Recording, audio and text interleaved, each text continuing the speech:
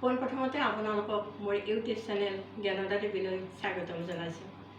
আজি মই আপোনালোকৰ মাজলৈ অন্য এটি ভিডিঅ' লৈ আহিছোঁ। সিদিনা মই আপোনালোকক কৈছিলোঁ যে মই এইবাৰ আন এটি ভিডিঅ' আপোনালোকৰ মাজলৈ লৈ আহিম।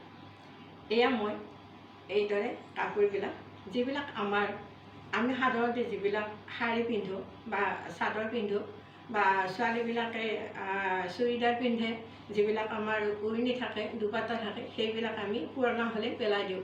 কিন্তু মই কৈছিলোঁ কি যে এইবিলাক পেলাই নিদি আমি ইয়াৰে আৰু আন এখন কাপোৰ বনাব পাৰোঁ। এয়া আমাৰ পেলনীয়া চাদৰ, এয়া মোৰ পেলনীয়া চাদৰ আছিল, এইখন মই নিপিন্ধোঁ। কিন্তু এই চাদৰখন কাটি কাটি মই এনেকৈ লাৰু বনাইছোঁ। কাটিব কেনেকৈ লাগে মই আপোনালোকক দেখুৱাইছোঁ। এই যে চাদৰখন দেখিছে আপোনালোকে, এইদৰে আমি চাদৰখন এনেকৈ কাটি ল'ম। কাটি এনেকৈ আমি ৰছী বনাই ল'ম।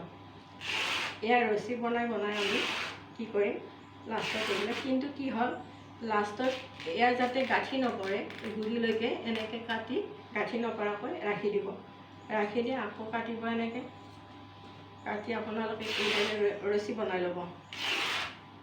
এয়া বনাই আমি কি কৰিম, যেতিয়া আমি এই ৰছীবোৰ বনোৱা হ'ব, এই কাটি লোৱা হ'ব, তেতিয়া আমি কি কৰিম, এইদৰে লাৰু বনাই ল'ম। এই ৰছীবিলাকেৰে লাৰু বনাই ল'ম। আমি লাৰু বনাই ল'লোঁ। আৰু বেলেগ বেলেগ কাপোৰ হ'লে, ৰঙীন কাপোৰ হ'লে বেছি ভাল হয়। এয়া মই ইয়াতে বগা কাপোৰ কাটিছোঁ। বগাখনে এইদৰে মই কাটি লৈছোঁ। এইদৰে কাটি লৈ এনেকৈ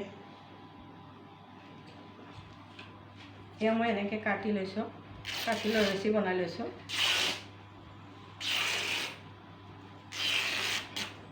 এইবিলাক আমাৰ পেলনীয়া কাপোৰ, যিবিলাক আমি নিপিন্ধোঁ। তাৰমানে আমি পুৰণা হ'লে কিছুমান কাপোৰ পিন্ধিবলৈ এৰোঁ।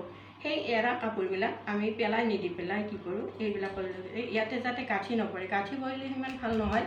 এতিয়া গাঁঠি নপৰাকৈ এনেকৈ কাটিব লাগে। কাটি আমি এনেকৈ আকৌ ৰছী বনাই ল'লোঁ। এয়া বনাই আমি কি কৰিলোঁ, এই লাৰুটো বনাই ল'লোঁ। এতিয়া কাটি এনেকৈ লাৰুটো বনাই ল'লোঁ।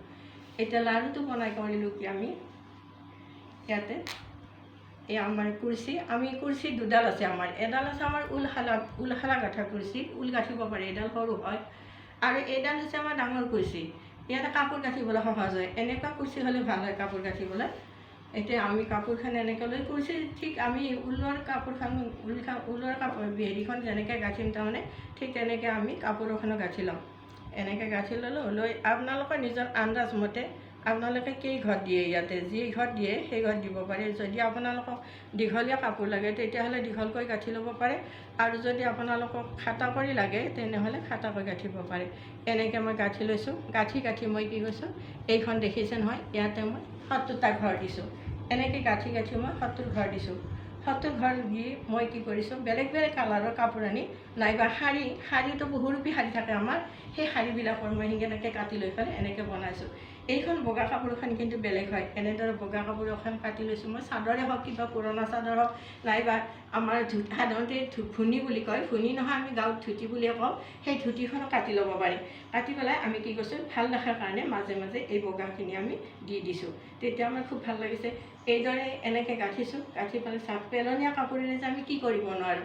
আজৰি সময়ত আমি তিৰোতাবিলাকে ঘৰত এনে থাকোঁ।